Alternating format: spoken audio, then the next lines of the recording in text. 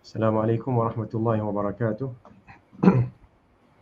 Innal hamdalillah nahmaduhu wa nasta'inuhu wa nastaghfiruh wa na'udzu billahi min shururi anfusina wa min sayyiati a'malina. Man yahdihillahu fala mudilla lahu wa man yudlil fala hadiya lahu. Wa ashhadu an la ilaha illallah wahdahu la syarika lahu wa ashhadu anna Muhammadan abduhu wa rasuluh. Amma ba'd. فإن أصدق الحديث كتاب الله وخير الهدي هدي محمد صلى الله عليه وسلم وشر الأمور محدثاتها وكل محدثة بدعة وكل بدعة ضلالة وكل ضلالة في النار. Alhamdulillah, kita bersyukur pada Allah Subhanahu Wa Taala dapat kita bertemu pada pagi ini.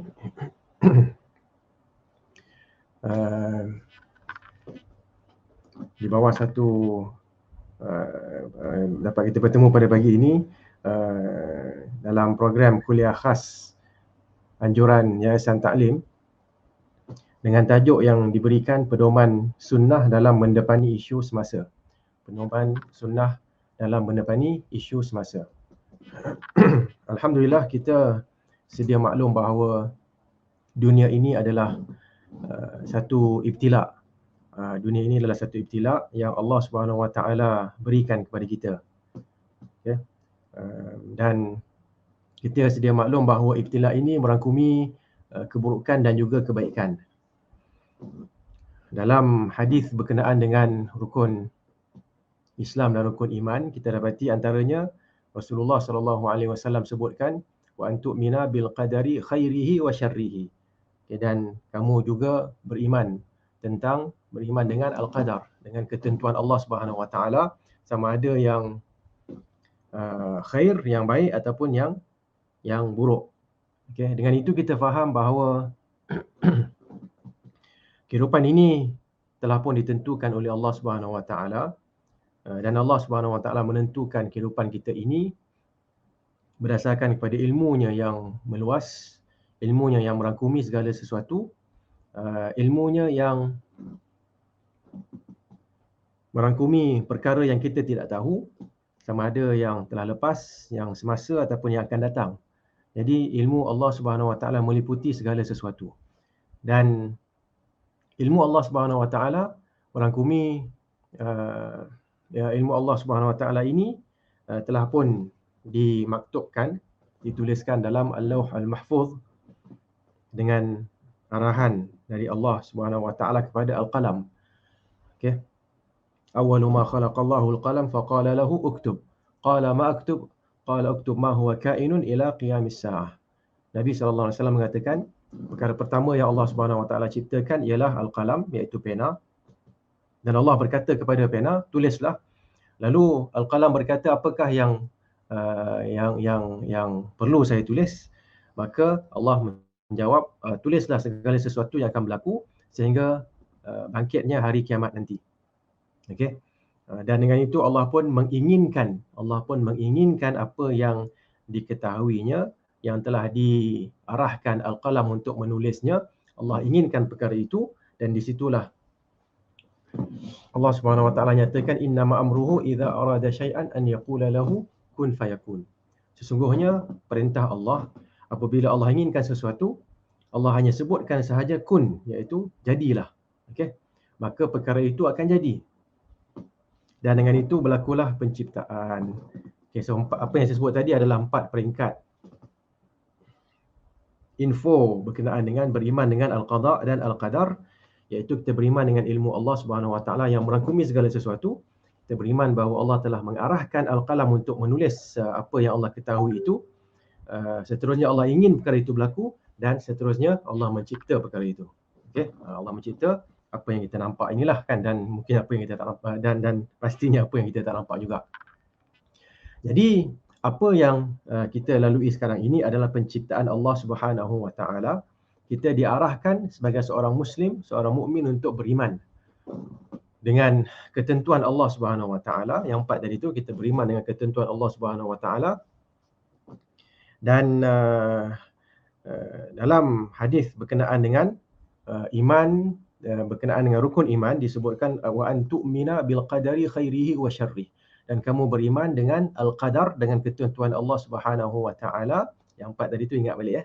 Okey, khairihi, yang baik dan juga yang buruk. Justru kita faham bahawa kehidupan ini adalah sesuatu yang Allah Subhanahu wa taala tentukan kepada kita.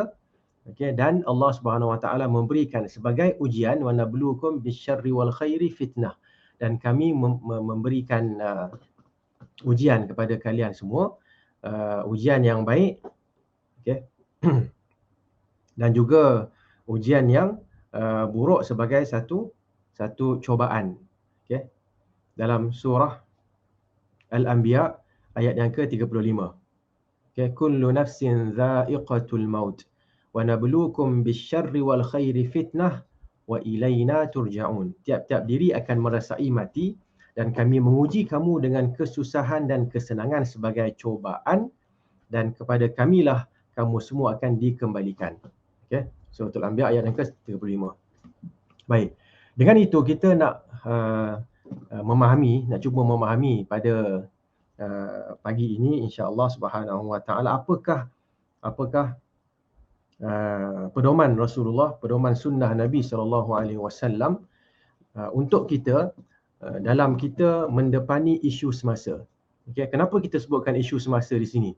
Okey, mungkin ada yang bila baca tajuk ni dia ingat, oh isu semasa sekarang ni lah berkenaan dengan mahkamah lah, itulah ini, berkenaan dengan saham yang jatuh, berkenaan dengan ekonomi dan sebagainya yang merudum. Okey, kita doa agar Allah Subhanahu Wa Taala memelihara kita, memelihara negara kita dan negara umat Islam. Tapi sebenarnya isu semasa yang lebih besar, saya nak ceritakan di sini isu semasa yang lebih besar, dan saya akan sharekan satu bahan yang telah saya cari dan saya nak kupaskan di sini. Okay, saya akan sharekan skrin sekarang, insya-Allah kita baca sama-sama walaupun dalam bahasa Arab tak apa. Anda semua dah belajar banyak dah kan, insya-Allah. Okey. Okay, sekarang kita dah share. Okey. Kita nak lihat berkenaan dengan isu semasa. Okey, berkenaan dengan isu semasa ataupun pengetahuan tentang isu semasa. Dalam satu soalan di Al-Islam question and answers, Al-Islam Q&A ni, ada satu soalan yang berbunyi, saya besarkan sikit. Hal hunaka ma yu'rafu bi fiqhil waqi'. Adakah di sana sesuatu yang dikenali sebagai fiqhul waqi'? Okay, kefahaman tentang al-waqi' iaitu isu semasa lah. Kan, wa ikhtilaful fatwa bi ikhtilafiz zamani wal makan.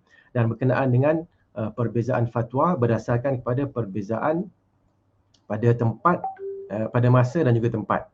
Okey. Dan adakah perkara ini terdapat dalam Al-Quran, dalam kitab dan juga sunnah Nabi SAW. Okay. Berikanlah kepada kami pencerahan, semoga Allah membalas anda dengan kebaikan. Okey. Jadi jawapannya di sini ialah perkataan fiqhul waqi', perkataan isu semasa ni ataupun perkataan memahami kan isu semasa digunakan untuk dua perkara, ada dua maksud. Okey. Maksud yang pertama, mengetahui waqi' al-mustafti, mengetahui keadaan semasa orang yang bertanya, okey, situasinya, okey, negaranya dan keadaan negaranya. Dengan itu orang yang memberi fatwa dia akan dia tidak boleh memberi fatwa dalam urusan-urusan yang berkaitan dengan jihad ataupun ijtihad kat sini, kan? Okey, kecuali selepas dia mengetahui keadaan sesuatu negara, okey, dan begitu jugalah dia tidak boleh memberikan fatwa tentang komputer, internet dan sebagainya sehinggalah dia mengetahui perkara-perkara itu. Jadi kalau ada benda-benda baru yang bangkit, kan, seorang yang memberi fatwa, seorang alim ataupun ulama ini perlulah mengetahui terlebih dahulu. Okey, so itu maksud yang pertama. Maksud yang kedua ialah, tengok maksud yang kedua pula, ma'rifatu, mengetahui apa yang berlaku di dunia ini, okay, peristiwa-peristiwa yang berlaku, kemudian pengetahuan juga tentang info-info tentang, dia panggil apa, tahlilat ni macam analisis politik berkenaan dengan perkara-perkara yang berlaku di serata dunia, okay, dan juga mengetahui tentang apa dia panggil ni, nota-nota ataupun tentang perancangan musuh, kan, membaca kitab-kitab, buku-buku mereka, membaca apa ni, akhbar dan juga surat khabar mereka kan, dan mengetahui dan cuba kan di sini kan mengikuti perkembangan dalam perkembangan musuh dalam memerangi negara-negara lain kan, negara-negara yang bermusuhan dengan mereka. Okey. So ini adalah maksud yang kedua untuk fiqhul waqi', untuk apa yang kita sebutkan sebagai mengetahui isu semasa. Dengan itu, huraian yang berikutnya ialah berkenaan dengan maksud yang pertama. Okay, maksud pertama tadi, seorang yang ditanya tentang sesuatu, dia kena tahu keadaan-keadaan ataupun dia kena tahu apa sahaja yang berkaitan dengan isu yang ditanya. Itu tak apa kan. Jawapannya ialah ini memang diperlukan oleh seorang mufti. Okay, dia kena tahu apa? Pertama sekali dia kena memahami Al-Quran dan Sunnah dan juga ijma'. Dan juga dia kena tahu juga apa? Fiqh berkenaan dengan waqi' an-nas kan. Dia kena ada ilmu dan kefahaman tentang keadaan semasa orang ramai kan, situasi, zaman ataupun masa, tempat, semua itu diperlukan. Okey.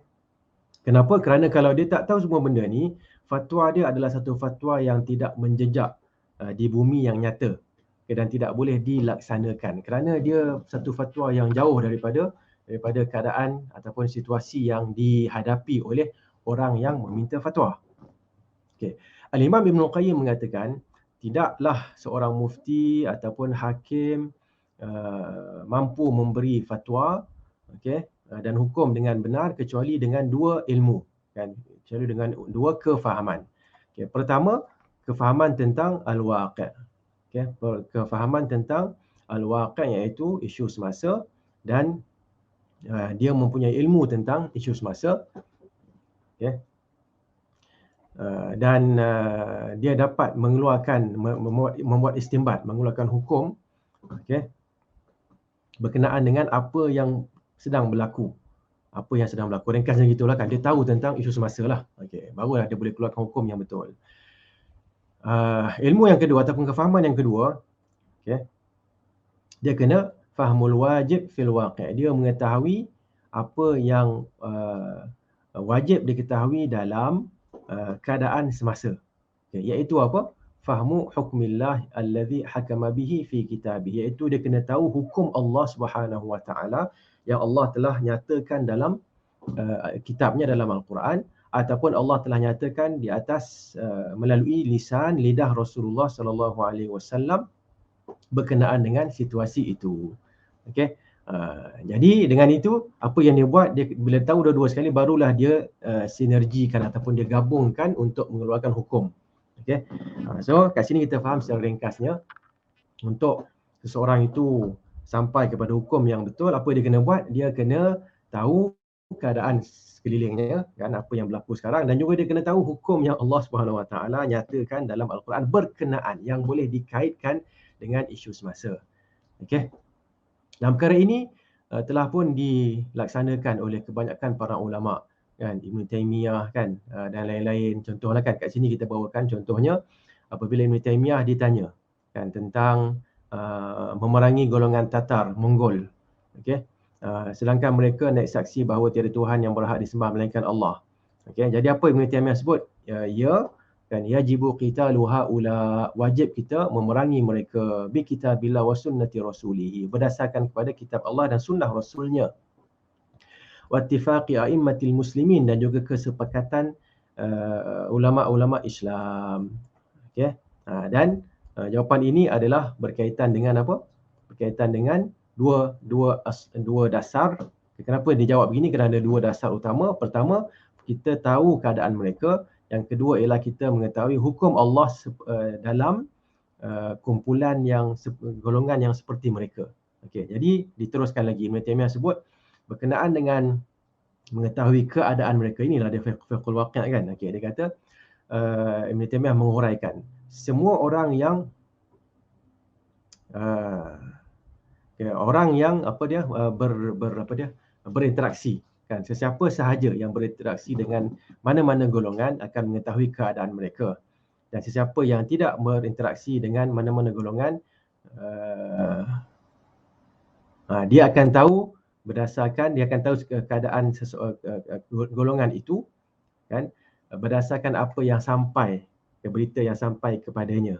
Okay? Daripada berita-berita yang mutawatirah, maksudnya berita-berita yang tidak boleh disanggah, kan, dan berita orang yang benar, kan. Dan Ibn Taymiyah mengatakan, dan kita, kan, ataupun kami mengetahui kebanyakan urusan mereka. Okay? Kita mengetahui keadaan mereka. Okay? Selepas kita menjelaskan dasar yang satu lagi yang berkaitan dengan keadaan yang khusus ataupun yang mengetahui tentangnya, siapa? Ulama yang mengetahui syariat Islam. Okey. Dengan itu maksudnya sekarang ni, kan, dia kata apa, kita boleh kenal sesuatu kaum itu sama ada kita berurusan dengan mereka ataupun orang lain yang berurusan memberitahu kepada kita tentang mereka. Okey.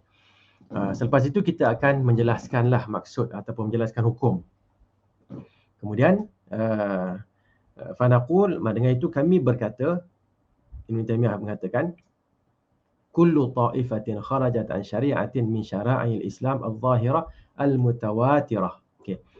Mana-mana kumpulan yang keluar daripada satu pensyariatan daripada pelbagai pensyariatan Islam yang zahir dan mutawatir, maksudnya yang zahirah yang jelas, mutawatirah yang tidak boleh disanggah, fa innahu yajibu qitaluha bittifaqi a'immatil muslimin. Sesungguhnya wajib kita memerangi kumpulan itu, okay, dengan kesepakatan ulama-ulama Islam. Okay. So ini jugalah kalau kita nak tengok apa yang berlaku di zaman siapa? Al-Khalifatul Awal, Abu Bakar As-Siddiq radhiyallahu anhu, apabila beliau ingin memerangi golongan yang tidak memberi zakat. Umar datang mengatakan, bagaimana engkau nak memerangi mereka sedangkan mereka menyebut la ilaha illallah, kan, Muhammadur Rasulullah. Okey, siapa jawapan Abu Bakar? Aku akan memerangi orang yang membezakan antara solat dan zakat. Okey. So begitulah. Kita faham kat sini, tak apalah isu tu satu apa yang dibincangkan satu hal. Kita nak faham di sini ialah berkenaan dengan fiqhul waqi' itu. Perlu kita mengetahui isu semasa. Okey. Jadi ini semua yang kita dah huraikan kat sini adalah berkenaan dengan isu semasa, maksud yang pertama. Okey. Maksud yang pertama tadi mana sini. Ammal kalimatu al-awwal. Okey, ammal kalimah bil makna al-awwal. Sekarang ni kita nak pergi kepada maksud yang kedua. Ulang balik semula. Maksud pertama ialah mengetahui keadaan orang yang bertanya, yang meminta fatwa ataupun meminta hukum. Kita tahu keadaan semasa dia, isu semasanya ataupun keadaan sekelilingnya lah, kan. Yang kedua, kita nak mengetahui maksud kedua untuk fiqhul waqi' ialah kita mengetahui apa dia isu-isu semasa, membaca segala berita-berita, kan, yang berkenaan dengan isu semasa, yang politik yang sebagainya, mahir dalam bidang tu, kan. So kita nak hurai yang ni sekarang ni. Amma fiqhul waqi' ala al-ma'na tsani, adapun perkataan fiqhul waqi', mengetahui keadaan semasa ataupun isu semasa mengikut maksud yang kedua, iaitu kita menjadi pakar analisis isu semasa. Fa thammata ifratun fihi wa tafrit. Di sini adanya melampau berlebihan dan melampau dalam berkurangan. Okay, ada orang yang lebih-lebih, ada orang yang kurang-kurang. Okay. Ada yang buat berlebihan pula dalam isu ni. Semua pun dia tahu. Tanya tentang solat dan sebagainya tak tahu, kan.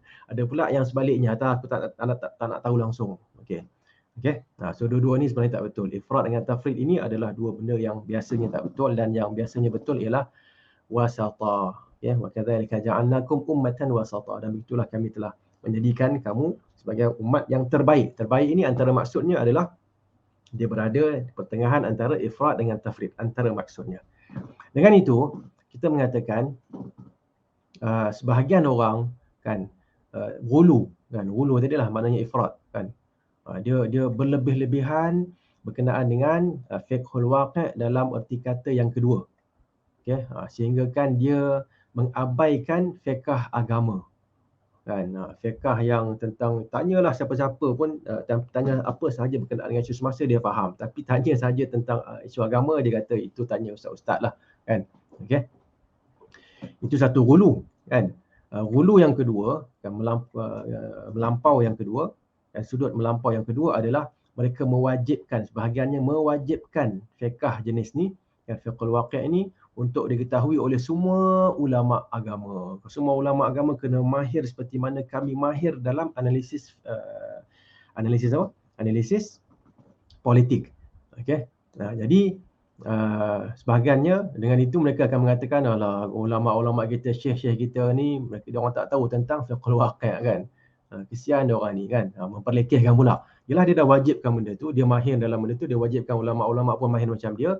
Ulama tak mampu nak mahir macam dia pun memperlekehkan mereka kan. Okey. Dan satu lagi ialah, itu satu kumpulan.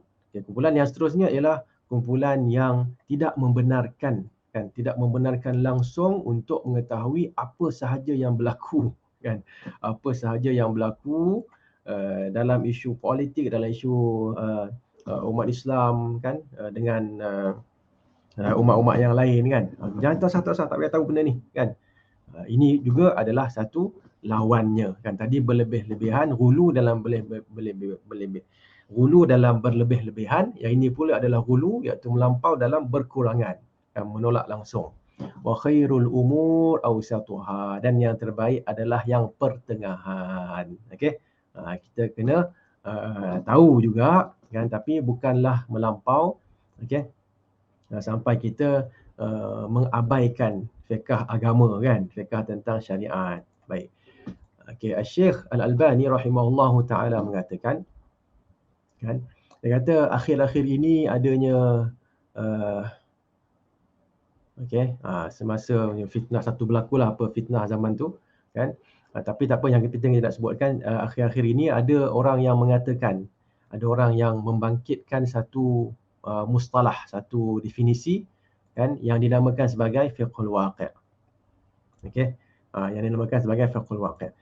Syekh Al-Albani mengatakan, saya tidak, wa ana la ukhalifu fi surati hadzal ilm, saya tidak menyanggah, saya tidak menolak, kan, bentuk ilmu yang sebegini, okey, iaitu walaupun bentuk ilmu yang Syekh Al-Albani sebutkan allazi ibtada'u lahu hadzal ism, yang mereka telah memberikan nama baru, kan, nama baru, iaitu fiqhul waqi'. Kerana apa? Kebanyakan ulama mereka mengatakan perlunya bagi orang yang akan melaksanakan taujih al-ummah, yang akan melaksanakan urusan untuk nak memberi pandangan dan panduan kepada umat Islam dan meletakkan jawapan untuk muskilah-muskilah mereka, masalah problem-problem mereka. Apa yang perlu pada mereka ini, pada ulama ni, ayakunu alimin wa arifin biwaqi'ihim. Mereka perlu mengetahui dan memahami keadaan semasa umat Islam ataupun keadaan semasa umat, kan. Jadi disebabkan itulah para ulama mereka meletakkan satu kaedah. Kan, apa kaedahnya? Al-hukmu 'ala syai'i far'un an tasawwurihi. Okey, menghukum sesuatu adalah cabang daripada mengetahui perkara itu. Kita nak hukum satu benda, kita kena tahu benda tu apa. Itu maksudnya. Okay, jadi kalau saya nak hukum, apa soalan dia sini, hukumnya halal. Ustaz tahu tak benda ni apa? Tak tahu, yang penting halal. Mana boleh gitu, kan? Okey. Dan hal ini, kan, kaedah ini tak boleh nak dilaksanakan. Okey, kaedah apa? Al-hukmu 'ala syai' far'un an tasawwurihi, mengeluarkan hukum tentang sesuatu adalah susulan daripada mengetahui, okey, mengetahui perkara itu, kan, sesuatu perkara itu. Hal ini ataupun kaedah ini tak boleh kita nak laksanakan kecuali dengan mengetahui al-waqi'. Mengetahui al-waqi' iaitu mengetahui keadaan semasa, keadaan yang bolehlah kita sebut keadaan semasa lah, senang, keadaan semasa. Okey. Yang ada yang berkaitan dengan persoalan yang dilontarkan.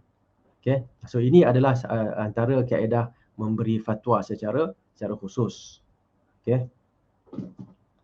Baik, kemudian Maksud dengan itu kita faham, Syekh Al-Albani mengatakan dengan itu kita faham bahawa fiqhul waqi' ialah kita mengetahui apa yang berkaitan dengan orang Islam, okey, dengan urusan orang Islam, okey, ataupun yang berkaitan dengan musuh orang Islam.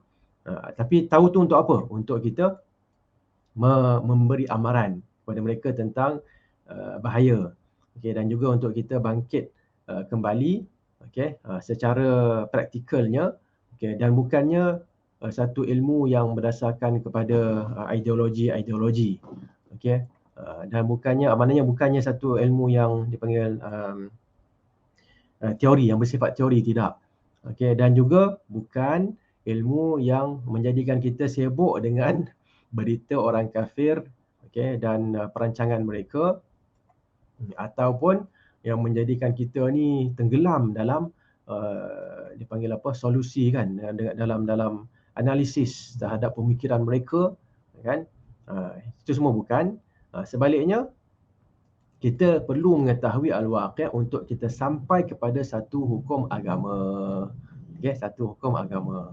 Dan ini adalah satu perkara yang wajib kan, wajibun muhimmun, satu kewajipan yang penting, di antara kewajipan yang perlu ada kan,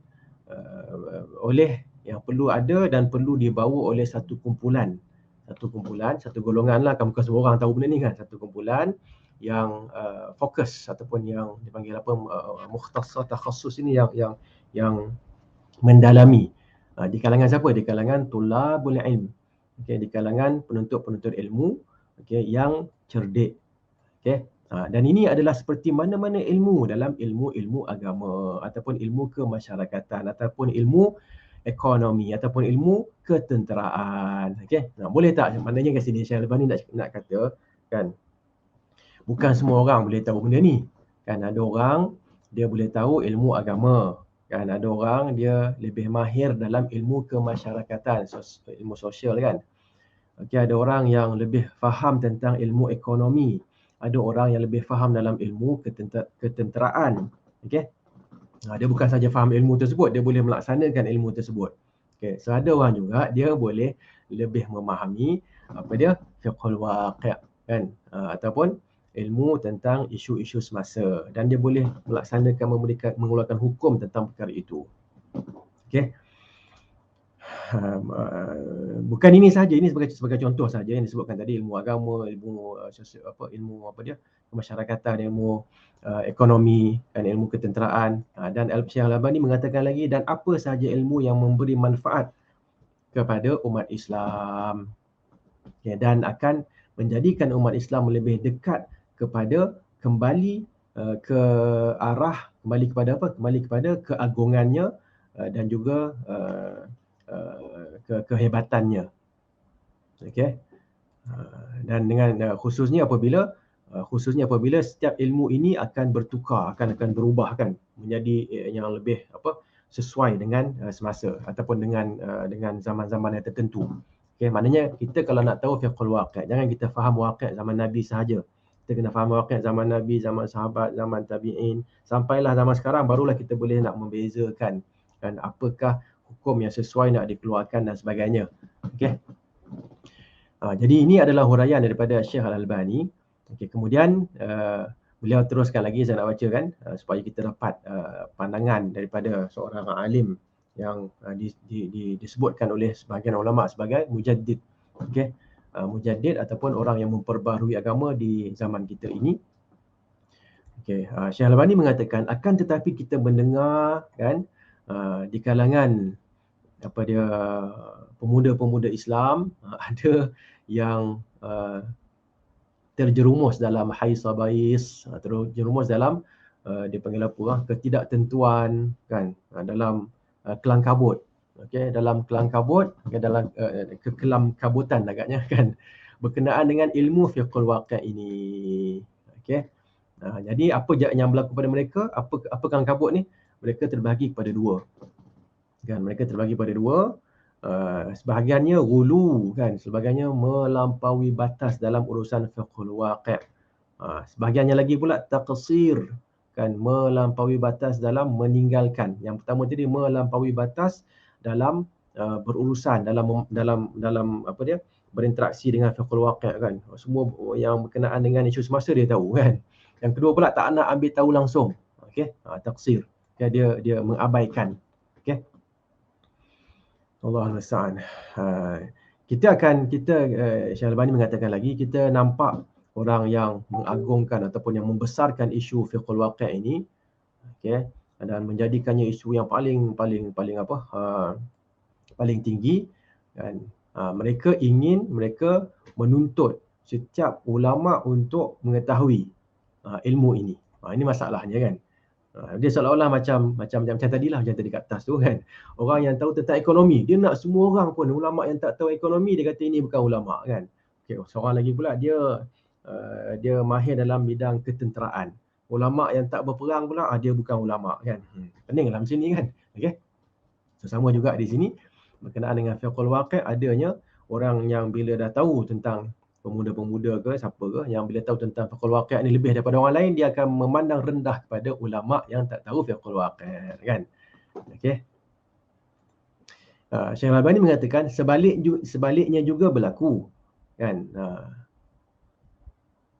Okey, sebalik juga berlaku. Okey, mereka mengatakan apa? Faqad awhamus sami'ina lahum wal multafina hawlahum anna kulla man kana 'arifan biwaqi'il 'alam al-islami huwa faqihun fil kitab was sunnah. Dan sebaliknya, maknanya satu musibah yang di sebalik itu ialah apa dia? Mereka akan mengatakan siapa yang tak tahu kan, ataupun siapa yang mengetahui waqi' ataupun keadaan orang Islam, dialah yang mengetahui kitab dan sunnah. Itu satu masalah. Dan dialah yang berada di atas manhaj salafus salih. Okey, faham tak sini?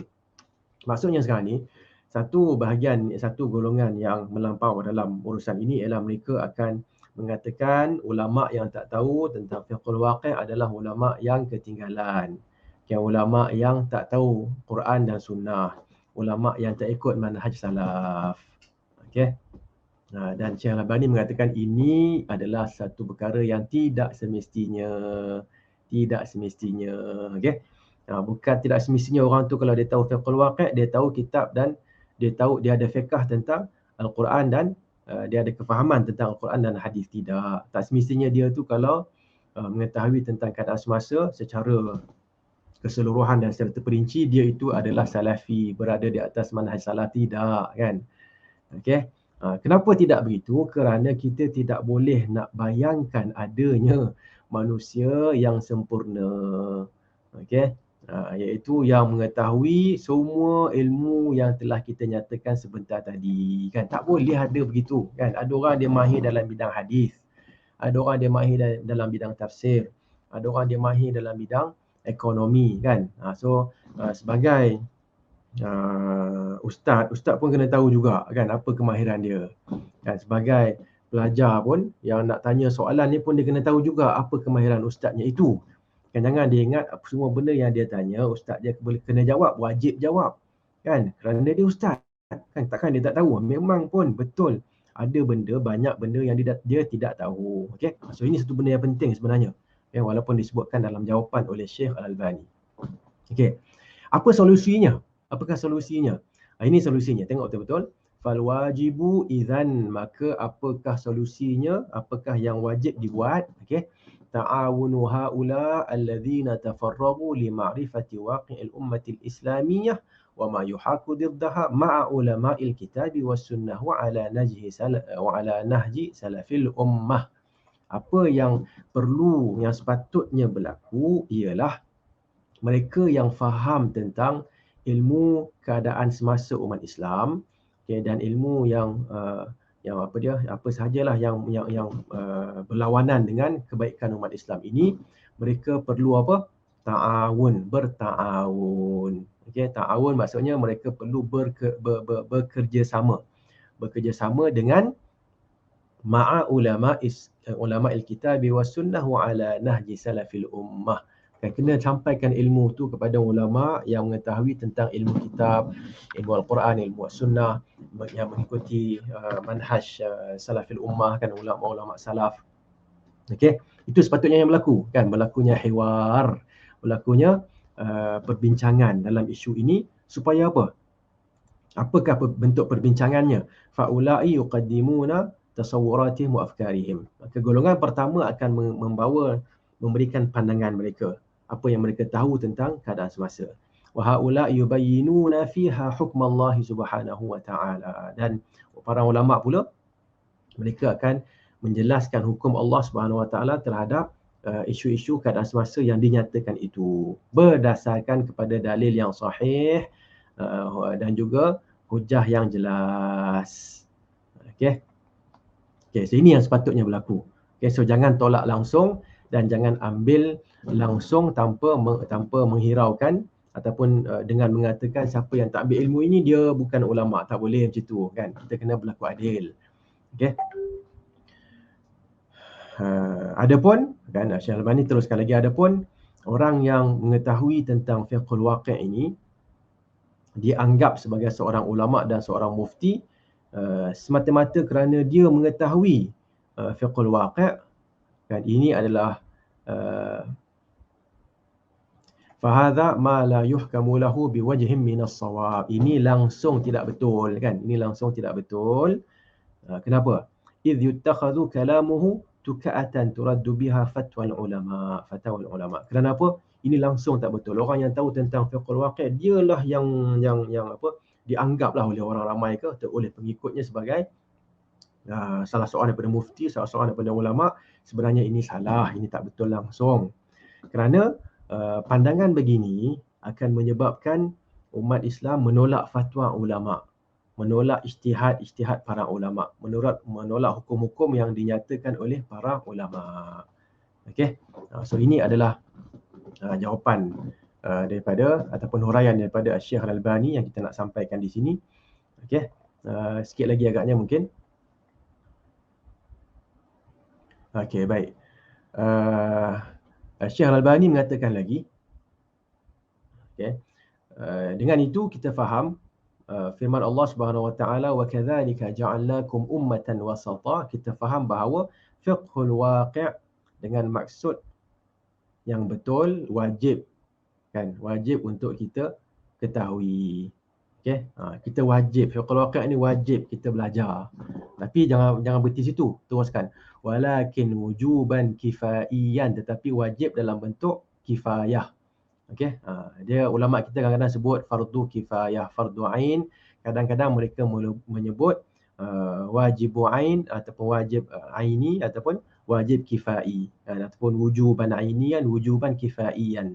So kena faham, kalau ada orang yang dah mengetahui perkara ini, orang lain tak perlu lagi dah. Di kalangan ulama mereka tak tahu pun tak apa, kan. Di kalangan penuntut ilmu apatah lagi. Kalau dah ada yang mengetahui, yang lain tu tak tahu pun tak apa. Yang lain tu dia tahu benda lain, kan. Begitu juga di kalangan umat, di kalangan orang awam. Orang awam ni kalau dah ada ulama yang tahu, dia tak tahu pun tak apa. Dah ada ustaz-ustaz yang tahu, di kalangan penuntut ilmu yang bergelar ustaz, dah tahu, saya tak tahu, saya orang biasa, saya tak tahu pun tak ada masalah. Okey. Dengan itu wajib kita i'tidal, kita berlaku apa dia panggil ni, i'tidal ni maksudnya kita berada berlaku adil lah, berlaku adil apabila kita memanggil orang Islam untuk mengetahui, mempelajari fiqhul waqi'. Okey, jangan kita menyibukkan mereka, menenggelamkan mereka dengan berita-berita politik. Okey, dengan analisis pemikir-pemikir barat dan yang ialah kadang-kadang pemikir barat dan yang terbawa-bawa dengan pemikiran barat dan pemikiran barat. Okey. Sebaliknya yang wajib kita lakukan ialah ad-dandana haula tasfiyatil Islam mimma alaqa bihi min syawaib. Sepatutnya yang wajib kita lakukan, ini fiqhul waqi' sebenarnya lah, kan. Syekh Al-Albani nak jelaskan, kita kena sentiasa mengulangi menjelaskan, penjelasan secara berulang-ulang. Itu dia dandanah. Okey. Berkenaan dengan apa? Berkenaan dengan penyucian Islam. Kita nak sucikan semula Islam daripada perkara yang bukan daripada Islam. Okey. Itu yang pertama, tasfiyah. Seterusnya kita tarbiyatul muslimin. Kita mendidik orang Islam. Kita tarbiyah orang Islam sama ada secara berkumpulan ataupun secara individu. Okey. kita didik mereka untuk mengamalkan Islam yang telah disucikan kembali ini. Okey, so kita tahu Islam ni kan dia banyak, kalau sunnah tu banyak dah masuk bid'ah-bid'ahnya. Kalau yang halal tu dah banyak yang masuk haram-haramnya. Okey, apa lagi? Kalau yang apa dia? Kita nak sebut kalau dari sudut dakwahnya kan, dari sudut dakwahnya banyak dah berlakunya dia panggil apa? Berlakunya uslub-uslub dakwah yang tak betul kan. Okey, so semua benda itu perlu diperbetulkan balik. Samalah juga kan dalam bahasa Arab sendiri pun kan adanya lahan, adanya kalau kita sebut bahasa Arab yang fusha adanya lahan. Okay, setiap satu itu ada lawannya. Okay, dan kita akan tahu nilai sesuatu perkara apabila kita mengetahui lawannya. Faham ya? Nanti kalau tak ada boleh tanya balik semula dan saya anggarkan anda semua faham dahulu. Kita kadang-kadang kita ada isteri, kita ada suami, ada anak kan. Kita rasa ada orang ni serabut betul lah kan. Aku nak tidur pun tak boleh kan. Tapi cuba bayangkan bila mereka tak ada nanti. Kan? Bila mereka tak ada, kan, barulah kita terkikir nak tidur tak boleh. Kerana apa? Kerana tak ada bunyi dah, tak ada suara anak-anak, tak ada suara isteri yang bising-bising sikit ataupun tak ada suara suami yang bising-bising. Tak boleh tidur dah. Kan? Biasanya itulah yang akan berlaku.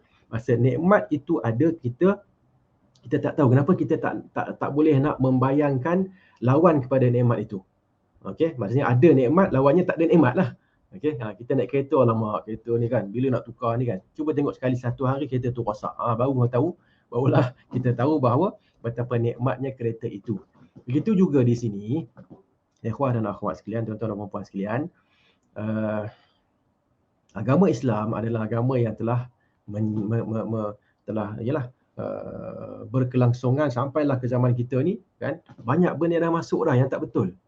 Okey, banyak yang tak betul. Siapa kita kena buat mula-mula sekali, kita kena sentiasa bersihkan agama Islam, bersihkan balik, basuh balik. Kereta kita sehari 2 hari pun dah kotor dah. Kan Islam ni dah berapa tahun.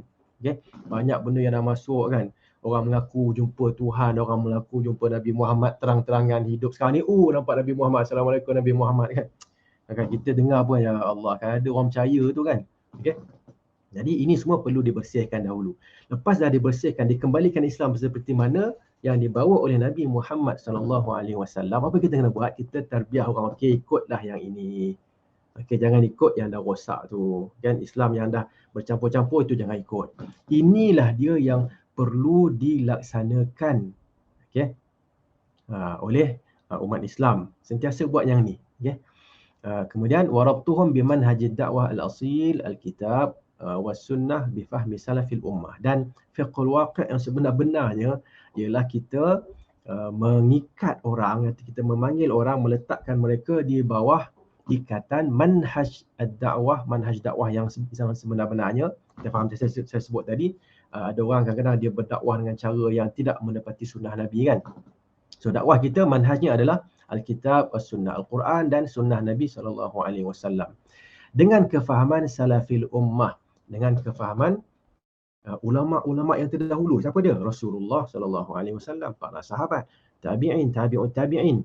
Kan 3 kurun yang masyhud lahum bil khairiyah kan. 3 kurun yang dipersaksikan oleh Nabi SAW sebagai kurun yang terbaik, khairun nas qarni. Okey. Summa alladhina yalunahum, summa alladhina yalunahum. Okey. Dan sesiapa sajalah yang mengikuti mereka ini. Okey. Baik. So ini sebenarnya kita dah faham sekarang ni apa maksud fiqh dakwah, fiqhul waqi'. Apa maksud fiqhul waqi'? Apa dia 2 dimensi fiqhul waqi', satu yang tak betul, satu yang betul kan. Okey. Dan juga fiqhul waqi' ni ada orang yang melampau, ada orang yang mengurangi, kita perlu berada tengah-tengah. Kita kena tahu juga kan. Namun kita tidak melampau sangat, dan kita dah tahu juga akhirnya apa sebenarnya yang kita kena buat. Apa sebenarnya kita kena buat untuk nak menghadapi mendepani waqi' kita ataupun keadaan semasa kita. Okey. Kita nak mendepani keadaan semasa kita, apa dia sebenarnya kita kena buat? Isu semasa kita, apa yang kita kena buat? Kita kena bersihkan Islam daripada segala yang tiada kaitan dengan Islam. Bersihkan, buang yang itu. Dan kemudian barulah kita persembahkan Islam yang betul kan. Saya suka berikan contoh bila kita nak masak kek. Kita akan bersihkan dulu, mesti ada dia panggil apa tu? Apa dia panggil lah? Penapis. Penapis tu kan kita masukkan tepung, kita tapis dulu. Kenapa? Takut ada batu lah apa semua kan. Bayangkan kita bagi kek cantik dah, gigit-gigit ada bunyi batu. Kan? Kalau ada markah tu kosong terus kan. Kosong terus, tak ada dapat markah langsung keluar balik kan. Tak reti nak masak kek. Padahal kek dia sedap. Cuma dia ada masalah kat situ. Kan? Dia sunnah nampak sunnah tapi ada bid'ah kat situ. Halal nampak halal tapi adanya haram kat situ. Kan? Begitulah secara dasarnya. Itu yang sebenarnya kita yang perlu kita lakukan. Okey. Akhir sekali di sini daripada Syekh Saleh Al-Fauzan hafizahullah taala. Okey. Syekh Saleh Al-Fauzan mengatakan menyebutkan diri. Okey, menyebutkan diri dengan keadaan semasa kan. Biwaqi' al-asr, dengan keadaan semasa, iaitu apa yang mereka sebutkan dengan fiqhul waqi'. Okey, mengetahui isu semasa. Ini adalah susulan daripada fiqh agama. Maksudnya ini hanya boleh dibuat selepas anda mengetahui fiqh agama, al-fiqh syar'i. Maksudnya kita dah belajar dah semua agama Islam ni, barulah kamu pergi belajar fiqhul waqi'. Jangan belajar fiqhul waqi' dulu. Kan kita tahu keadaan semasa apa semua, apa hukum dia tak tahu. Tahu hukum dulu. Kita belajar hukum semua, barulah kita tengok okey. Kita tengok apa yang berlaku, tengok ni apa ada tak kait apa sesuatu dalam Quran dan Sunnah yang berkaitan dengan perkara ni. Barulah kita boleh nak hidupkan, nak mengharmonikan cara kita untuk mendepani isu semasa. Kenapa kena buat gitu? Kenapa kena belajar fiqh agama dulu sebelum belajar fiqh isu semasa ataupun keadaan semasa? Kerana idzal insanu bil fiqh syar'i yanzuru ila waqi'in nas. Kerana orang yang ada fiqh tentang agama, dia akan melihat keadaan manusia, apa yang berlaku di sekitar dunia ini, dalam dunia ini, apa yang ada dalam pemikiran mereka kan. Lepas tu dia buat apa? Barulah dia akan bentangkan ataupun timbangkan dengan ilmu agama yang sahih. Kan dia dah tahu, orang yang tahu ilmu agama ni dia tak ada masalah. Dia tengok, dia tahu dah ni halal haram. Ini boleh tak boleh. Okey. Dia insya-Allah dia boleh kaitkan. Tapi kalau dia tak ada ilmu agama, dia tengok boleh ke tak boleh. Untunglah benda ni. Kan? Untung benda ni kan, kita buat kartel apa semua kan untung. Kan? Akhirnya ni harga ayam ke apa semua akan naik. Boleh ke tak boleh? Belajar dulu, tak boleh macam ni. Kan? Nak meniaga. Bila meniaga, asal meniaga je anggap orang lain sebagai musuh kita. Saya mendengar ada kawan-kawan kita kata dia ni musuh saya ustaz. Musuh kenapa? Musuh dalam perniagaan. Kenapa? Kerana dia buat benda sama dengan saya. Lah, ini bukan musuh dalam perniagaan, ini adalah rakan kita.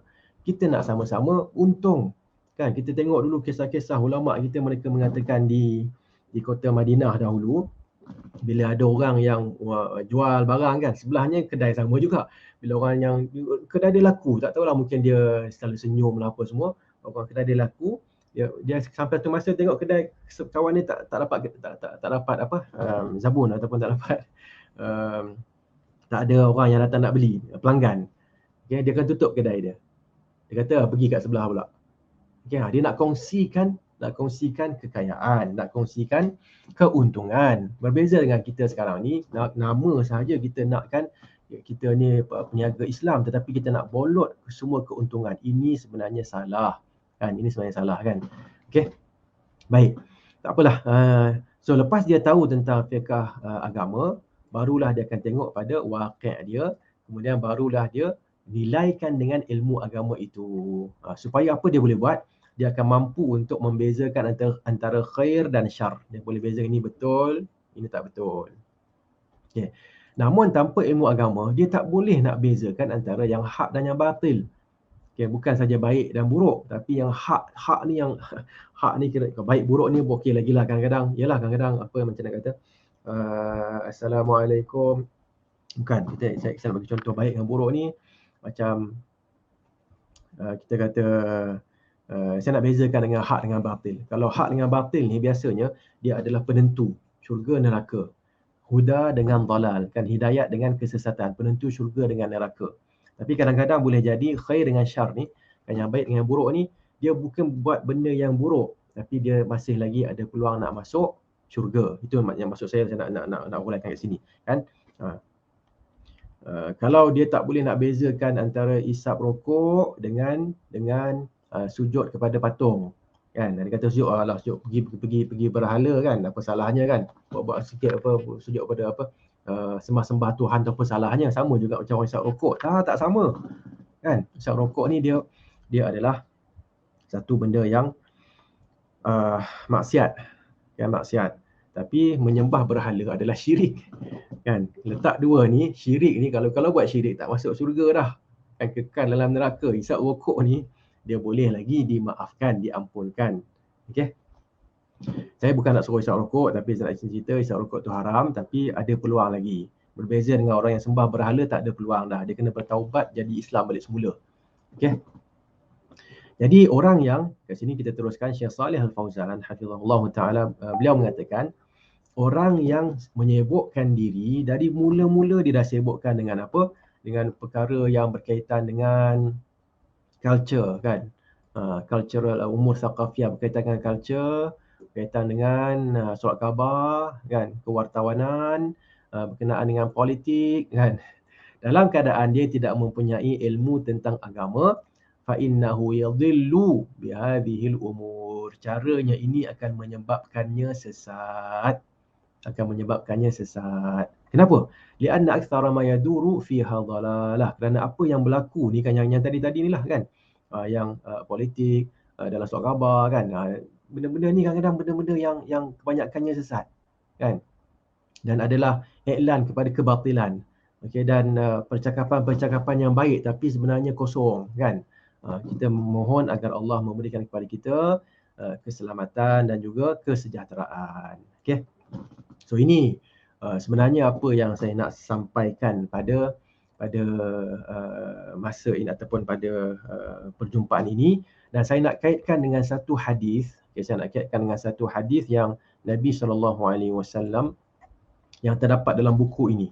Okay, saya nak kaitkan dengan buku ni. Asalnya saya ajar buku ni kan, kita nak habiskan 40 hadis berkenaan dengan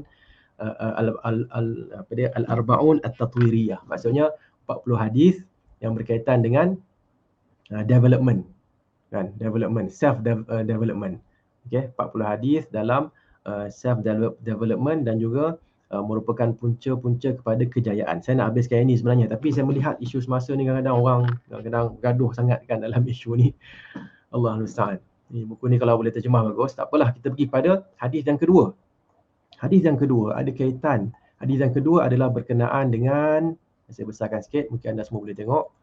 Walaupun dalam bahasa Arab, saya terjemahkan terus. Hadis yang kedua adalah tarkul ajzi. Dulu kita dah baca yang pertama, tawakal ke atas Allah Subhanahu Wa Taala. Yang kedua adalah tarkul ajzi, iaitu meninggalkan kelemahan. Okay, kita jangan anggap diri kita lemah, tak boleh nak buat apa-apa. Okay, apa hadisnya? Okay, hadisnya kita turun bawah, minta maaf ya, pening sikit. Okay, sampai bawah ni dah okey. Al-haditsus tsani an Abi Hurairah radhiyallahu anhu qala sallallahu alaihi wasallam al-mu'minul qawi khairun wa ahabbu ila Allah minal mu'minid dha'if. Orang beriman yang kuat lebih baik dan lebih dicintai kepada Allah daripada mukmin yang dhaif, daripada mukmin orang beriman yang lemah. Wa fi kullin khair, dan pada kedua-duanya, mukmin yang kuat ke mukmin yang lemah itu adanya kebaikan. Okey, ihris ala ma yanfa'uk, hendaklah kamu berusaha untuk mendapatkan apa yang memberi manfaat, untuk hendaklah kamu berusaha melakukan apa yang memberi manfaat kepadamu. Macam mana nak buat ni? Okay, tak apalah, ni PDF tak boleh tu sangat. Wasta'in billah. Okay, dan hendaklah kamu bergantung, meminta pertolongan daripada Allah. Wala ta'jaz, dan jangan lemah. Ini dia, jangan lemah. Okay, yang ni jangan lemah. Jangan bila lemah semangat kan, patah semangat. Okay, bila buat lemah semangat, malas nak buat lah. Okay, jangan buat gitu. Wa in asabaka syai'un, kalau berlaku sesuatu pada kamu dalam usaha kamu ini, fala taqul, jangan kamu sebut law anni fa'altu kana kadza wa kadza, law anni fa'altu kana kadza wa kadza, kalau aku buat begini mesti dapat begini. Dia buat satu benda tak dapat. Okay, kalau aku buat ini kan dapat, tak ada. Kan tak dia, kalau dah tak dapat tu maksudnya Allah dah tentukan begitu. Yang kita sebut mula-mula tadi, qada dan qadar, adanya khair dan syar, adanya baik dan buruk. Kita dah berusaha dapat qada yang syar. Maka kita jangan kata kalau aku tak buat dulu kan dah jadi macam ni. Tak, jangan buat begitu. Kenapa? Walakin qul, sebaliknya hendaklah kamu sebut qaddarallahu wa ma syaa fa'al. Allah telah mentakdirkan, menentukan untuk saya yang ini, dan apa yang Allah ingin Allah akan buat. Fa inna law, kenapa? Kerana perkataan law ataupun dalam bahasa Melayu kita sebut kalau, jika, kalau aku buat macam ni kan tak jadi macam ni. Nampak tak kalau tu? Fa inna law taftahu amal syaitan. Kerana perkataan law dalam bahasa Arabnya ataupun dalam bahasa Melayu kalau akan membuka pintu syaitan. Pintu syaitan apa dia? Yang berkaitan dengan qada dan qadar. Kita akan mula mengganggu qada dan iman kita terhadap qada dan qadar. Kita diperintahkan untuk beriman, wa antu'mina bil qadari khairihi wa syarrihi. Dan kamu hendaklah beriman dengan ketentuan Allah, dengan al-qadar, sama ada yang baik ataupun yang buruk. Tiba-tiba bila berlaku yang buruk kita kata kita akan beriman. Kan kita buat apa? Kita kata kalau aku buat macam ni kan tak jadi macam ni. Kamu tahu ke benda tu? Kan? Kita tak tahu benda tu. Jadi kenapa kita nak mendakwa sesuatu yang kita tak tahu? Okey. Jadi di sini siapa nama dia? Saya bacakan nama dia lah kan. Siapa dia? Ustaz, Profesor Dr. Ali bin Ibrahim Al-Ajin. Dia adalah Profesor Hadis di Jamiah Ahlul Bait di Urdun, di Jordan. Dia yang tulis kitab ni. Okey. Kembali semula, Profesor Ali dia mengatakan, saya nak cuba laju sikit pasal masa pun dah ada setengah jam lagi. Kita akan berhenti sekejap untuk soal jawab sekiranya ada, insya-Allah. Beliau mengatakan bahawa lemah ini, saya terjemah terus, saya nak baca satu-satu nanti lambat. Kan? Kata lemah ini adalah sesuatu yang tidak akan rasa lemah, patah semangat, lemah semangat. Ini adalah sesuatu yang tidak sesuai dengan keimanan dengan Allah. Bila kita beriman dengan Allah, kita tak boleh jadi lemah. Orang yang bertawakal dengan Allah Subhanahu Wa Taala dengan sebenar-benar tawakal, dia tidak akan ditimpa patah semangat ataupun lemah semangat ataupun lemah. Okey. Dan orang yang berjaya, dia adalah orang yang jauh daripada lemah semangat, patah semangat.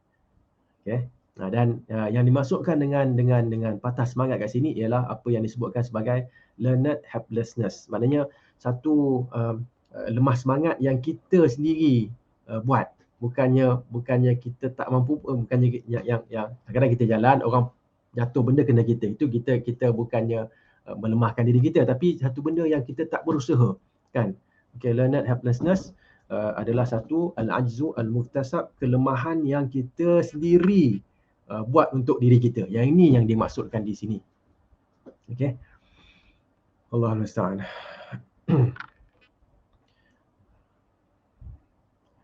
Okey, jadi dengan itu kan saya nak tengok kepada ungkapan di sini kan. Dia Profesor Ali ni dia bawakan satu ungkapan daripada Dr. Muta' Barakat. Dia kata kesusahan yang lebih besar adalah bila anda melihat kepada kelemahan dengan lemah. Maknanya masalah yang utama kat sini, masalah yang lebih besar ialah bila anda menghadapi masalah kan yang menyebabkan anda lemah, kan bila kita tengok pun dengan cara yang lemah. Dan kita tengok dengan cara yang kita dah tak helpless dah, kita tak boleh nak dibantu lagi dah. Kan kita tak ada perkataan untuk nak tak ada perasaan untuk nak memperbaiki diri kita. Tengok aku memang macam ni, aku ni orang siapalah aku ni, macam tu kan. Saya ni bukan siapa-siapa kan. Bila ada perkataan tu, inilah dia masalah yang paling besar. Okey. Allah musta'an. Merasakan bahawa anda tidak mampu untuk membuat perubahan ataupun untuk mengubah sesuatu. Okey, maka inilah yang dinamakan sebagai apa dia? Sebagai masalah yang paling besar. Sebaliknya kita kena tahu kan, apa yang kita kena buat adalah kita kena tahu apakah perkara-perkara yang boleh kita kena tahu tentang kelemahan tu sendiri. Apa kelemahan kita berlaku musibah lah berlaku pada kita kan. Kita tahu musibahnya apa dia. Okey. Katalah seorang tu mungkin fail. Dia fail dalam exam contohnya kan. Bagi siapa yang belajar. Dia mungkin dalam perniagaan dia tak berjaya. So dia kena tahu apa benda tu dia kena tahu. Kenapa tak berjaya apa semua? Akhirnya barulah dia cuba untuk nak keluar daripada Dia kena cuba untuk mengetahui cara nak keluar daripada kelemahan tersebut. Okey, dan mendepani ataupun berinteraksi dengan kelemahan itu. Okey, so ini caranya. Okey, dan hadis ini sebenarnya menceritakan kepada kita kan, kalau berlaku sesuatu dalam kehidupan kita yang kita tak nak sebenarnya kan, kita tak suka kan, apa kita kena buat? Ya, hadis ni dah ceritakan kepada kita. Pertama sekali, al-imanu billahi ta'ala. Kita kena beriman dengan Allah Subhanahu wa taala. Okey. Kenapa? Kerana keimanan kepada Allah Subhanahu Wa Taala adalah satu benda yang cukup penting dalam kehidupan orang yang beriman. Okay? Keimanan, bila kita beriman dengan Allah Subhanahu Wa Taala, kita akan jauh daripada lemah dan kita akan jauh daripada rasa patah semangat, lemah semangat dan sebagainya. Kita juga akan jauh daripada perasaan negatif. Okay. Kenapa? Kerana kita beriman dengan siapa? Al-Khaliq, Al-Qadir, Al-Qawi, Al-Aziz. Kita beriman dengan Allah. Antara nama-nama Allah adalah yang mencipta, yang maha berkuasa, yang perkasa, yang kuat, yang aziz, yang hebat. Kan? Okay. Belum lagi Ar-Razzaq, kan? Yang memberikan rezeki dan sebagainya. Jadi, kalau kita beriman dengan Allah dan kita tahu Allah itu, Tuhan kita ini adalah Tuhan yang mempunyai sifat-sifat yang sepatutnya menjadikan kita positif, macam mana kita boleh jadi negatif? Kita akan jadi optimis, jangan risau, insya-Allah. Okey. Tapi kena ada ilmu, iman dia kena ada dimantapkan dengan ilmu. Al-Imam Ibn Qayyim mengatakan, keimanan itu sendiri, kan, bila kita beriman dengan Allah Subhanahu Wa Taala, keimanan itu sendiri di samping beribadat kepada Allah, mencintai Allah, mengikhlaskan amalan kepadanya, dan sentiasa fokus ataupun sentiasa suci dalam melakukan tawakal kepada Allah, itu sendiri adalah ghidhaul insan. Itu adalah macam satu makanan ataupun santapan spiritual kan kepada manusia. Wa quwwatuhu, dan satu kekuatan yang akan dapat satu sumber kekuatan. Wa salahuhu, dan juga satu sumber kesalehan. Wa qawamuhu, dan satu sumber qawamah, satu sumber kemantapan lah untuk dia. Okey. So tapi macam tadilah, kita kena tahu apa sebenarnya iman itu kan. Apa sebenarnya ibadah, apa sebenarnya cinta, apa sebenarnya ikhlas, apa sebenarnya tawakal. Dapat buat laksanakan benda tu, kita akan jadi orang yang optimis kan, yang banyak melakukan kebaikan, yang kuat dan tidak lemah dengan bila ditimpa musibah. Okey. Iman dengan Allah adalah sesuatu yang menghasilkan husnudzan. Husnudzan ini sangka baik dengan Allah kan. Okey. Dan jauh daripada nak bersangka buruk dengan Allah Subhanahu Wa Taala. Dan sebaliknya, okey. Dan begitu juga kan, bila kita beriman dengan Allah Subhanahu Wa Taala, kita akan jadi orang yang tafaul ni, dia akan jadi optimis lah, mungkin bahasa Malaysia optimis, maksudnya melihat sesuatu dengan cara yang positif. Okay? Orang yang melihat sesuatu dengan cara yang positif, dia akan dapat menyelamatkan dirinya daripada tadi tu, apa dia panggil tadi, helplessness, learned helplessness. Kalau saya sebut betul lah kan, dalam bahasa Inggeris ni kita kurang sikit kan. Ataupun kelemahan yang dicari. Okey, ataupun mungkin begitu bahasanya dalam bahasa Melayu. Okey. So kena ingat, kalau kita beriman dengan Allah, kita akan jadi orang yang bersangka baik dengan Allah, kita akan jadi orang yang optimis, positif kan. Bila kita positif, kita tak akan melihat kelemahan yang ataupun musibah, kelemahan yang ditimpakan pada kita sebagai satu kelemahan. Kita akan berfikir bahawa ini adalah sesuatu yang akan yang kita boleh buat untuk nak memperbaiki diri kita. Okey, ini namanya muhasabah kan. Okey. Dan Allah Subhanahu Wa Taala sebutkan dalam satu hadis qudsi, ana inda dhanni 'abdi bi, aku berada aku ini nak terjemahkan, ana inda dhanni 'abdi bi, aku berada menurut sangkaan hamba-Ku terhadapku. Okey. Jadi sangkaan kita kena baik, kita kena sentiasa baik kepada Allah Subhanahu Wa Taala. Ya, memanglah khususnya apabila ditimpa musibah, kita kena faham bahawa ini adalah satu cara untuk Allah berikan pahala kepada kita. Ini adalah satu cara untuk Allah menguatkan diri kita. Okey. Kemudian yang kedua adalah ini panjang sikit yang kedua ialah tahqiq taqdir zatil mukmin. Kita nak merealisasikan penghormatan diri kita kan, penghormatan terhadap diri kita. Kita nak menghormati diri kita. Macam mana kita nak menghormati diri kita? Kita boleh ambil daripada hadis ini, al-mu'minul qawi. Kan, orang yang tidak menghargai lah. Kita kena menghargai diri kita. Kerana orang yang tidak menghargai dirinya, kan, dia punya apa, self esteem dia ataupun semangat dia dah lemah.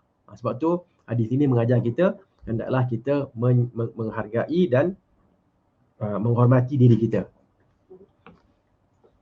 Daripada perkataan al-mu'minul qawi, orang Islam yang kuat, Nabi SAW telah meletakkan apa dia satu mu'taqadat ijabiyah, maksudnya satu kepercayaan kan yang positif, agar orang yang beriman ini dia menghargai dirinya. Dia menghargai dirinya. So Nabi letakkan perkataan-perkataan yang positif kat sini. Pertama, al-mu'min, kan, al-mu'min. Jadi orang yang beriman ni dia akan dia akan mengambil thiqah, dia akan meletakkan thiqah pada dirinya, kan, daripada dia akan ambil lah mana thiqah ni apa, kepercayaan, kan, penghargaan pada dirinya berdasarkan pada imannya terhadap Allah Subhanahu Wa Taala. Okey. Kenapa? Bila dia beriman dengan Allah Subhanahu Wa Taala, dia mesti melaksanakan ibadah. Dia mengaku bahawa dia adalah hamba Allah. Dia kena buat ibadah. So bila dia dah letakkan objektifnya adalah membuat ibadat, di situ dia akan menjadi orang yang bergerak ke arah melaksanakan ibadat tersebut pasal dia ada objektif. Okey. Sumber kekuatannya adalah Allah Subhanahu Wa Taala. Okey. Kerana dia beriman dengan Allah Subhanahu Wa Taala, apa maksud beriman itu? Wa ma khalaqtul jinna wal insa illa liya'budun, tidaklah aku menciptakan jin dan manusia kecuali untuk mereka beribadat kepadaku. So dia tahu dia ada tujuan dekat dunia ini. Tujuannya adalah untuk melaksanakan ibadat. Tujuannya bukannya nak bawa kereta lumba-lumba, kan, bukannya itu. Tujuannya nak buat ibadat. Ada orang mengatakan yang racing, kan, yang racer ni, dia kata saya dicipta untuk melaksanakan ibadat. Untuk apa? Untuk lumba kereta, kan. Kita orang beriman, kita tak kata begitu. Kita akan berkata kita dicipta untuk melaksanakan ibadat. Bila dah ada objektif ini, kita akan menggerakkan diri kita untuk melaksanakan ibadat tersebut. Okey. Jadi ini satu sifat optimis dan positif pertama yang Nabi letakkan dalam perkataan al-mu'min. Seterusnya al-qawi. Mukmin yang kuat pula, kan. Al-Imam An-Nawawi mengatakan maksud kuat di sini adalah azimatun nafsi, keinginan yang mantap yang ada dalam diri kita, wal qarihatu fi umuril akhirah, dan usaha yang bersungguh-sungguh dalam diri kita untuk melaksanakan urusan agama, urusan akhirat. Okey. Memang disebutkan oleh An-Nawawi urusan akhirat. Kenapa? Kerana urusan agama, urusan dunia ni tak sebut pun tak ada masalah dah, kan. Orang akan berusaha betul-betul, bila dia lapar dia akan berusaha untuk makan. Tapi bila sebut, bila kita abaikan sebutan ataupun kita tak ulang akhirat, kan, kita kena berusaha untuk akhirat, kan. Kalau kita sebut kita kena berusaha untuk dunia, orang memang dah berusaha untuk dunia sekarang ni, kan. Jadi yang perlu ditekankan adalah akhirat. Okey, dengan itu kita faham kita perlu menekankan urusan akhirat dan juga urusan dunia. Okey.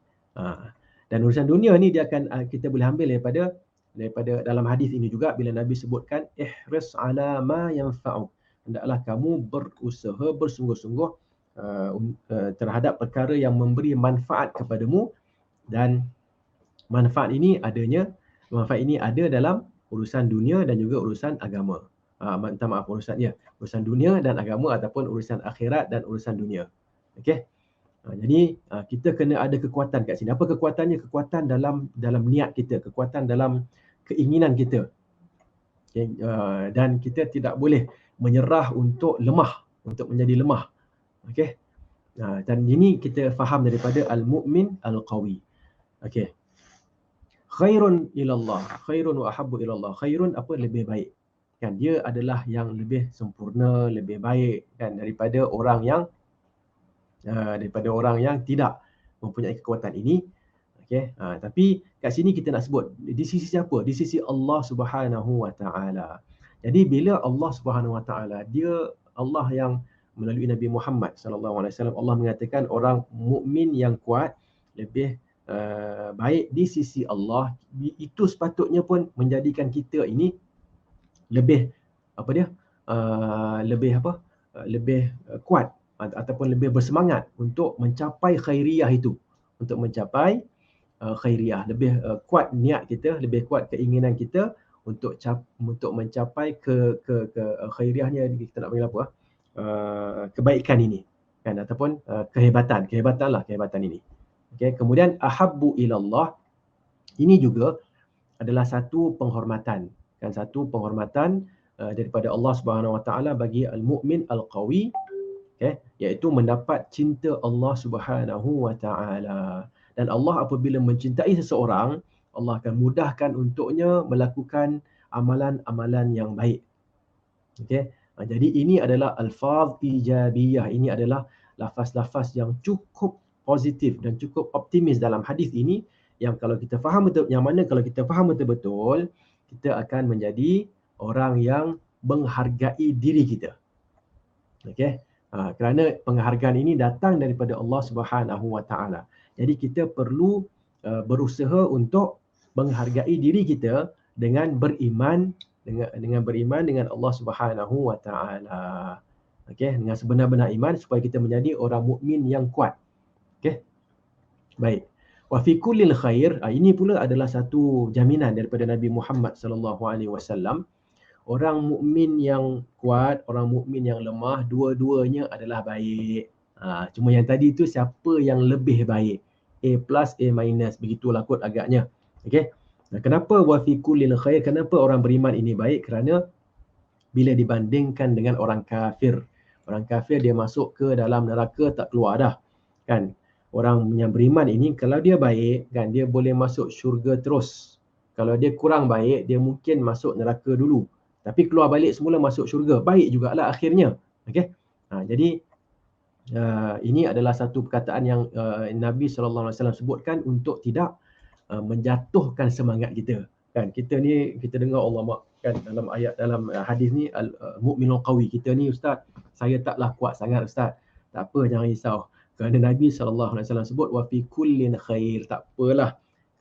Kalau tak kuat mana pun keimanan kita, kita tetap orang yang baik kerana kita beriman. Okey. Kemudian perkara yang ketiga, bazlul juhdi fi ma yanfa'.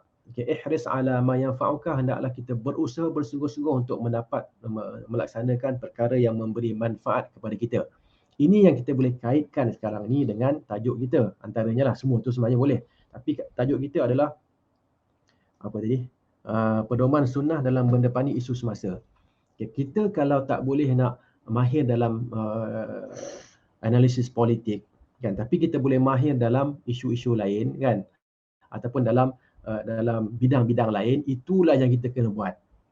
Kita ustaz, saya nak hafal nama-nama menteri ni ustaz, tak boleh masuk ustaz dalam otak saya kan. Tapi kalau saya nak kalau saya tengok nombor ustaz, saya okey. Jadi apa sesuai dengan dia? Sesuai dengan dia adalah memahami ekonomi. Okey, saya pula ustaz nak tengok nombor, saya pening ustaz. Kan, tapi kalau saya tengok Quran ustaz, cerah mata saya kan. Maknanya saya boleh baca. Saya boleh hafal.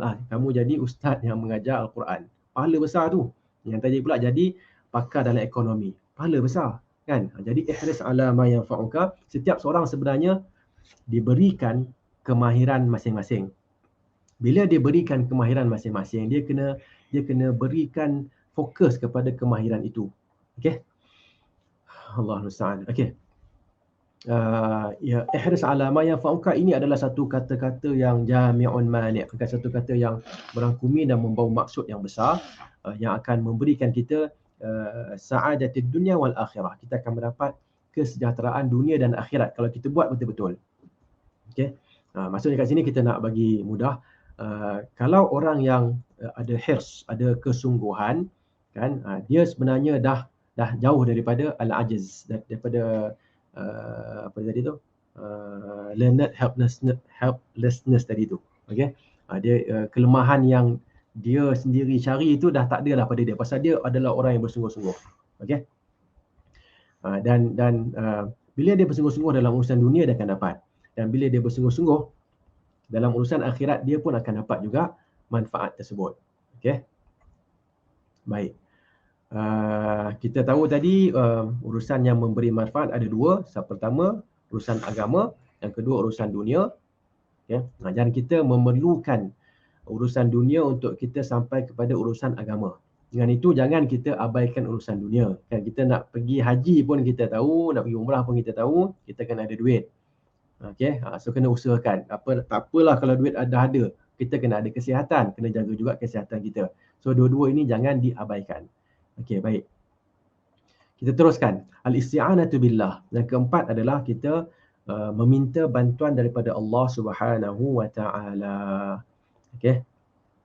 Kadang-kadang kita berusaha tapi tak dapat kan. So kita kenapa? Kerana kemungkinan kita bergantung kepada diri kita. Sebenarnya kita perlu bergantung kepada Allah Subhanahu wa taala. Ini yang dimaksudkan wasta'in billah. Mintalah bantuan Allah Subhanahu wa taala, kerana dengan izin Allah juga barulah usaha kita ini terlaksana. Okay, dapat mencapai maksudnya. Okey. Allah musta'an. Sebab tu Nabi SAW sentiasa, Nabi sendiri, Nabi yang memang dah nak kata apa, Rasul, Nabi, Khatamul Anbiya wal Mursalin kan. Okey. Sahibul Maqam nanti dekat akhirat nanti, Al-Maqamul Mahmud. Okey. Dia akan tempat yang paling hebat dekat syurga. Dia pun Nabi SAW seperti yang disebutkan oleh Anas bin Malik, Nabi berkata, Allahumma inni a'udzubika minal hammi wal hazan wal ajzi wal kasal wal bukhli wal jubn. Antara doa Nabi SAW adalah meminta perlindungan, ya Allah. Okay, aku meminta perlindungan denganmu daripada alham wal hazan, daripada alham ini apa dia rasa, al-hazan ini sedih kepada apa yang dah berlalu. Alham adalah sedih memikirkan perkara yang akan datang. Itu ham. Al-hazan yang dah lepas. Al-ajiz wal kasal ini yang kita nak tekankan di sini. Nabi juga meminta perlindungan Allah daripada kelemahan dan malas. Lemah dan malas ini memang tak boleh. Kalau kita ada dua sifat ni, kita tak boleh nak buat apa-apa dah. Okay? So Nabi SAW, ini dia.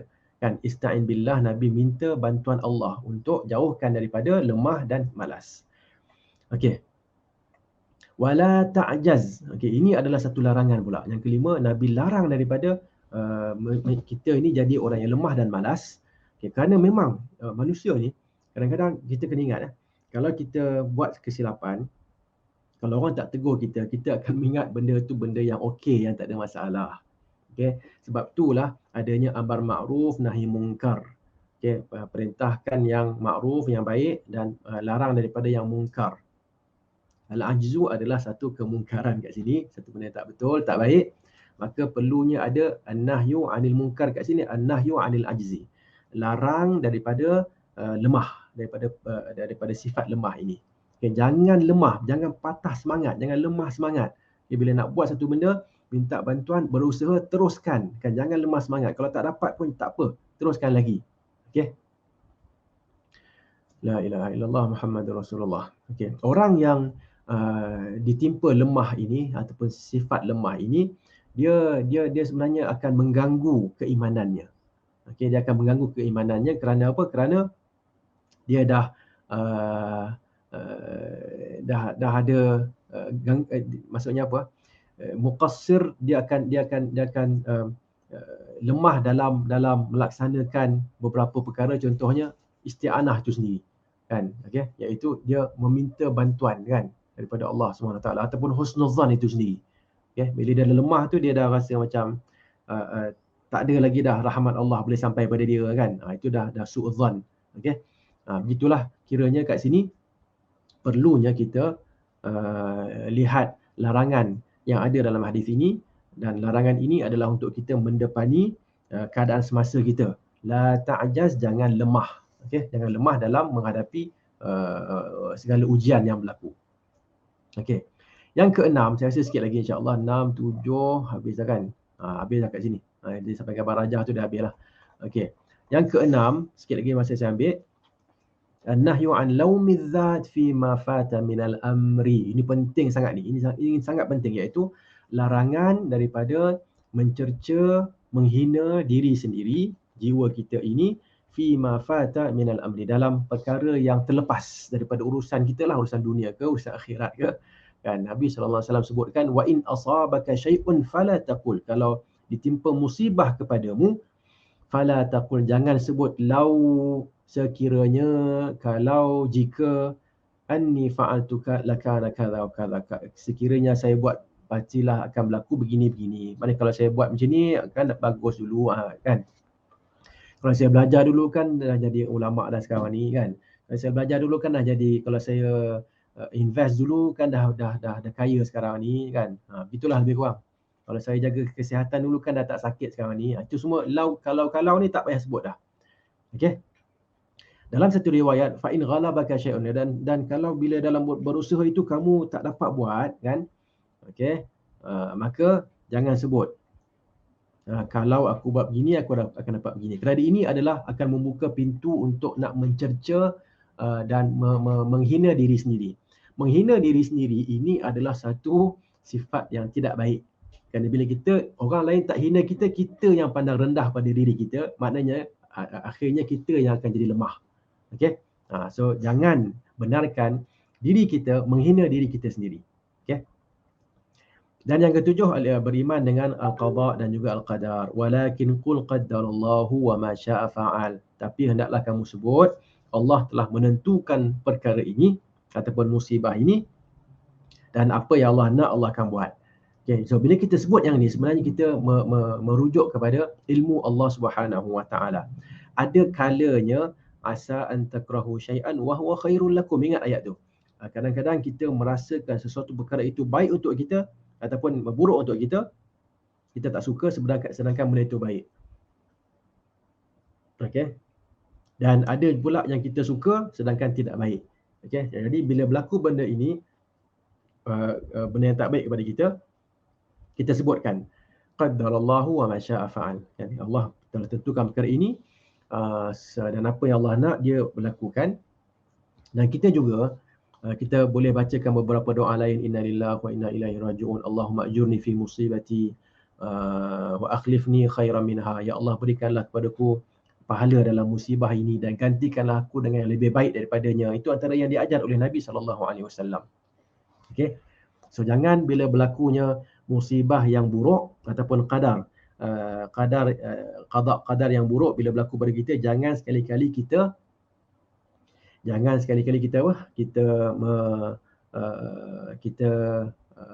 kufur terhadap Allah Subhanahu Wa Taala. Okey, jangan sekali-kali kita melepaskan iman kita kan terhadap qada dan qadar. Sebaliknya hendaklah kita mengingatkan kembali bahawa ini adalah termasuk dalam qada dan qadar, dan apa yang aku perlu lakukan di sini adalah memantapkan semula keimanan terhadap al-qadar dengan menyebut qaddarallahu wa ma syaa fa'al. Apa yang Allah, ini adalah apa yang Allah tentukan dan apa yang Allah ingin Allah akan buat. Okey. Jadi ungkapan terakhir ini adalah satu gesaan ataupun perintah daripada Nabi SAW untuk kita redha dengan qada Allah dan qadar Allah Subhanahu Wa Taala selepas kita melaksanakan segala usaha. Okey. Jadi hendaklah kita sentiasa ingatkan perkara ini. Baik. Dengan itu, akhir sekali kita boleh lihat di sini apa yang dinyatakan dalam hadis ini dalam bentuk gambar rajah mungkin kan. Pertama, beriman dengan Allah Subhanahu Wa Taala. Yang kedua adalah menghargai diri kita kan. Mengangkat harga diri kita dan menghargai diri kita, berusaha dan beristihad, berusaha dan bersungguh-sungguh kan dalam melakukan amalan yang memberi manfaat kepada kita, sama ada yang dunia ataupun akhirat. Dalam usaha itu jangan sekali-kali kita bergantung pada diri kita. Sebaliknya kita bergantung dengan bergantung dengan Allah, meminta bantuan Allah Subhanahu Wa Taala. Kita beriman dengan al-qada dan al-qadar, dan akhir sekali Dengan itu rumusannya adalah kita tidak akan jadi orang yang lemah. Kita akan jadi orang yang mampu untuk mendepani apa? Isu semasa ataupun mendepani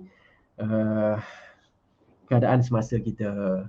Okey, saya rasa itu sahaja yang nak saya sampaikan pada pagi ini. Ada lagi lah 3-4 minit ke untuk soal jawab. Okey, macam mana saya nak stop ni? Stop screen ya. Mana dia ni? Stop screen Okey, saya rasa itu sahaja. Sekiranya ada soalan silakan.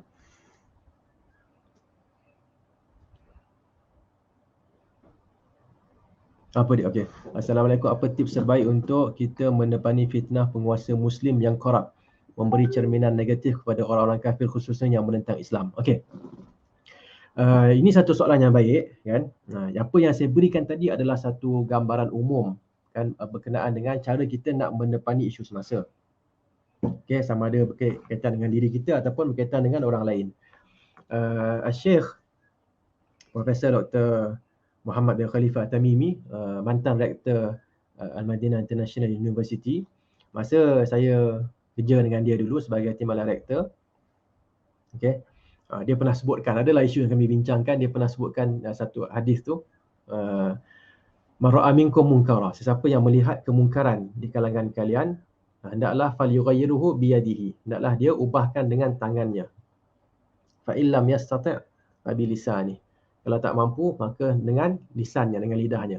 Fa illam yastati' fa biqalbihi wa dhalika adhaful iman. Okey.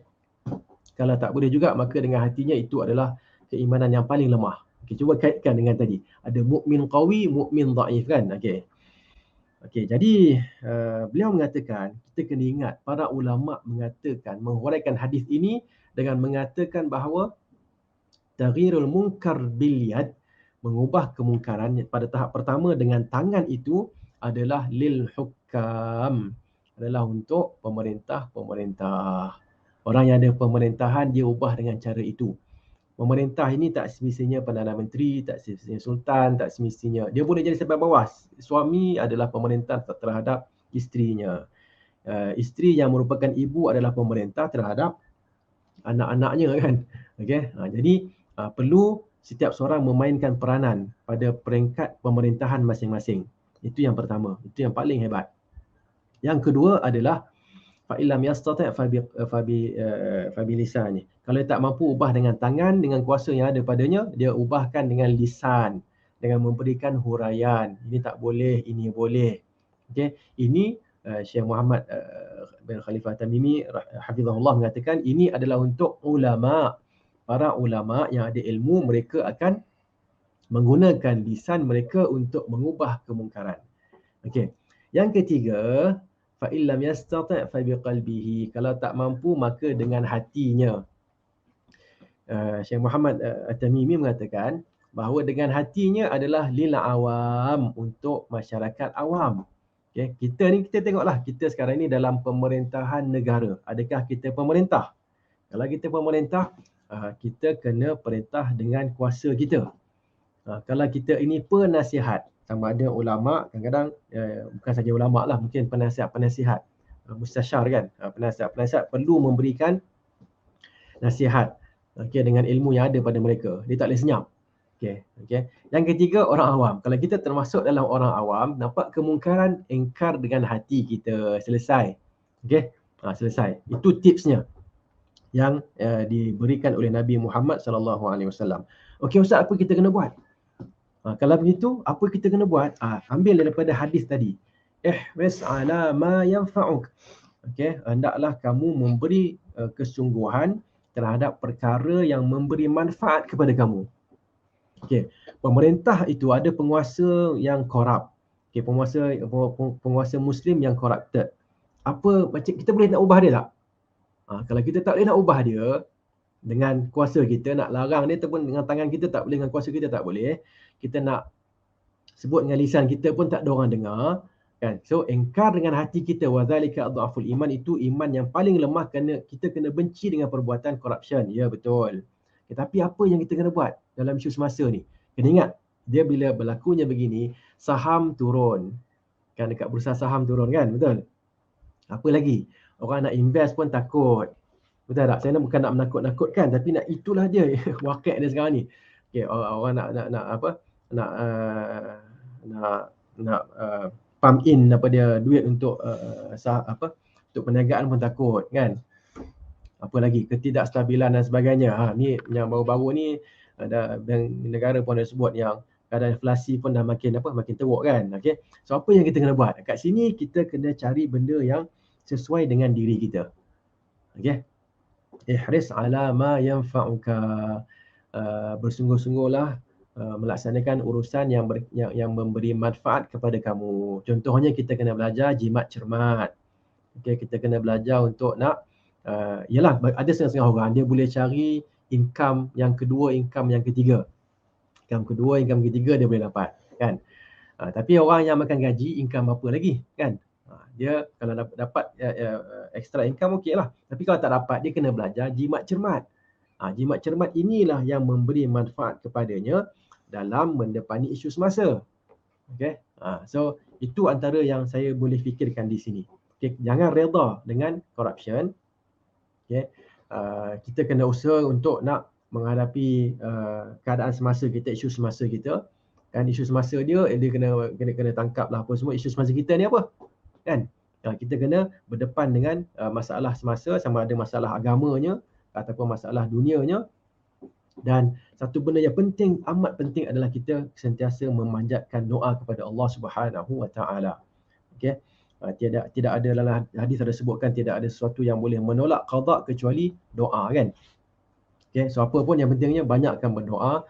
Semoga Allah Subhanahu Wa Taala memudahkan urusan kita kan, dan melantikkan kepada kita pemerintah yang baik di kalangan kita. Okey, dan kita mohon juga agar Allahumma inna nas'aluka ilman nafi'an wa rizqan thayyiban wa amalan mutaqabbala. Ilmu yang bermanfaat, kemudian rezeki yang baik, okey, dan amalan yang diterima. Okey, soalan yang kedua apa? Nak masuk Islam, saya berminat nak belajar tentang Islam tapi tak tahu nak bermula dari mana. Okey. Macam mana nak masuk Islam? Saya berminat nak belajar tentang Islam, tentang agama Islam, tapi tak tahu nak bermula dari mana. Saudara Eddie ni dia berada di mana? Kan kalau ada dekat kawasan KL ini, saya nasihatkan supaya pergi ke Pertubuhan Al-Khadim dekat Sungai Kayu Ara dekat Petaling Jaya. Okey. Di sana anda boleh berjumpa dengan Ustaz Hussein Yi. Okay. Setiap hari Ahad macam hari inilah, setiap hari Ahad ni beliau ada sesi bersama dengan sesi terbuka kan, dan rasanya setiap Ahad pun ada sahaja orang yang satu belajar tentang Islam, dan yang hadir itu bukan sahaja orang Islam yang Islam pun hadir, yang tak Islam pun hadir juga. Saya pun dulu pernah memberi ceramah di sana. Kebiasaannya Syekh Hussein Yi, Ustaz Hussein Yi akan berikan ceramah dalam bahasa Inggeris. Okay, Syekh Hussein Yi ni bila sebut Yi kat belakang tu pun kita tahu dah ada orang Cina lah. Kan dia bukan orang Melayu, dia orang Cina. Kan sekarang ni dah Datuk Ustaz Hussein Yi. So saya nasihatkan supaya anda pergi ke sana kan. Lepas ni mungkin boleh, macam mana kita nak dapatkan, kalau boleh dapat nombor telefon Eddie bagus juga, supaya kita nak boleh berikan nombor Ustaz Hussein Yi sendiri ataupun nombor anaknya, siapa ni Imtiaz kan, ataupun yang lain-lain lah. Kita adalah kontak yang anda boleh pergi sana dan belajar, boleh tanya apa sahaja dengan Ustaz Hussein Yi. Dia sebenarnya ada tempat-tempat lain, tapi yang saya ingat sekarang ni adalah Pertubuhan Al-Khadim. Anda boleh tanya apa sahaja kat dia. Dia ada pengalaman yang cukup hebat dalam Islam, okey, dan juga dalam sebelum ni dia agama Buddha kan. Lepas tu dia masuk Islam. Contoh saya bagi satu ilmu yang ada pada dia yang tak ada pada saya kan. Satu hari Ustaz Hussein Yi minta saya untuk mewakili dia dalam sesi dialog antara agama. So ada wakil Islam iaitu saya lah, wakil Kristian, wakil Buddha dengan wakil Hindu kalau tak silap, 4 orang. Okey. Jadi saya pun tanyalah apa tips antaranya bila nak nak masuk dialog ini kan.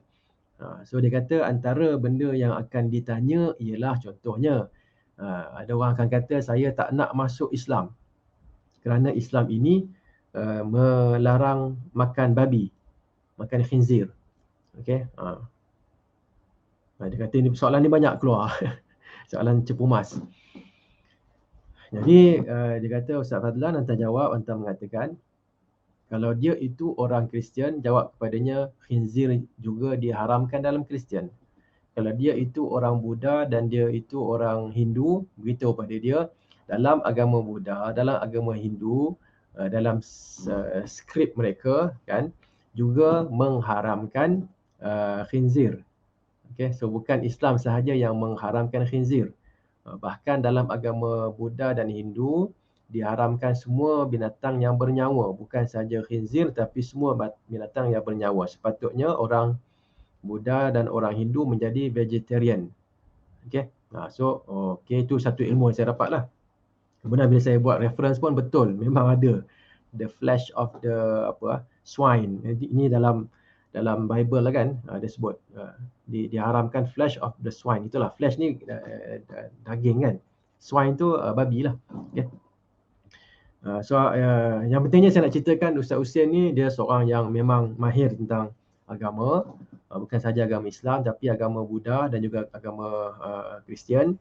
Saya galakkan supaya anda pergi ke sana, ke pertubuhan Al-Khadim untuk mendapatkan untuk belajar tentang Islam. Okey, so mula kat situ. So itu jawapannya. Okay, boleh tanya apa sahaja. Kalau pergi sana pun cakaplah Dr. Fadlan yang cadangkan saya untuk pergi ke situ. Lama saya tak jumpa Ustaz Husin. Okey, itu sahaja jawapan saya.